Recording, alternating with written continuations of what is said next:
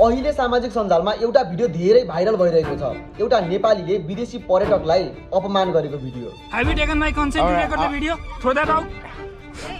Pay it, otherwise you have to wash all the dishes. Oh, wash the dishes. All the dishes. Give me some.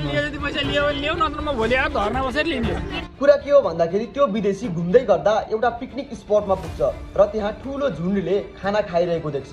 सबैले खाना खाँदै गर्दा उसलाई के लाग्छ भन्दाखेरि सायद त्यहाँ कसैले खाना फ्रीमा बाँडिरहेको छ र ऊ नजिकै गएर के यो फ्री हो भनेर प्रश्न गर्छ र यतिकैमा उताबाट एउटा केटीले यो फ्रीमा हो, तपाईँ खान सक्नुहुन्छ भनेर भन्नुहुन्छ र त्यति भनिसकेपछि त्यो पर्यटकले त्यो त्यहाँ भएको सम्पूर्ण परिकारहरूको बारेमा बुझ्न खोज्छ र सबैले बुझाइदिन्छन् पनि, राम्रो बिहेभ गर्छन्। पहिला सम्पूर्णले राम्रो बिहेभ गर्नुहुन्छ र उहाँलाई खाना पनि खुवाउनुहुन्छ र खाँदै गर्दा र कहानीमा एउटा ट्विस्ट आउँछ र यतिकैमा उताबाट त्यही पिकनिकको मेम्बर या पिकनिकमा खाना खाइरहेको एउटा मान्छे आउँछ। के भन्छ भन्दाखेरि तैँले यो पिकनिकमा फोहोर भएको सबै भाँडाहरू माझ्नुपर्छ, धस्काउनुपर्छ भनिसकेपछि त्यही बेला नै उसले बुझेर, त्यो पर्यटकले बुझेर थोरै नराम्रो फिल गरिसकेको हुन्छ।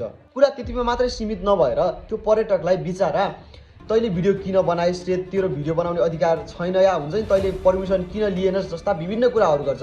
सरासर भन्नुपर्दा ऊ पर्यटकले त्यो मानिसको भिडियो क्याप्चर गरेको पनि थिएन, त्यो भिडियोमा देखिनलाई आफै आएको थियो र खाने बेला आफै आएको थियो र देखेर त्यो तर्फ देखेर त्यो पैसाहरूको कुराहरू गर्दै थियो।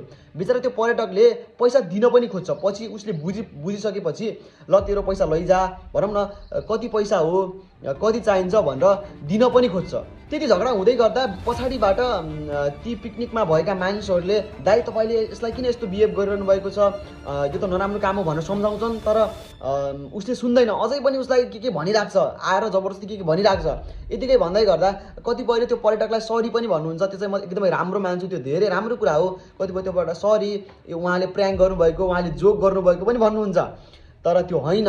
उसले पछि आएर अहिले चाहिँ उसले सरी माग्दैछ। होइन मैले जोक गरेको हो रे, अनि यस्तो उस्तो रे, मैले भिडियोमा पनि बारम्बार भनिरहेको छु जोक गरेको। त्यो जोक त्यस्तो हुँदैन नि त, त्यस्तो सरासर हुँदैन। उसलाई कानुन बमोजिम सरासर कारबाही हुनुपर्छ, उसलाई कारबाही हुनुपर्छ, उसले माफी माग्नुपर्छ, उसलाई सजाय हुनुपर्छ। त्यति नै हो। धन्यवाद।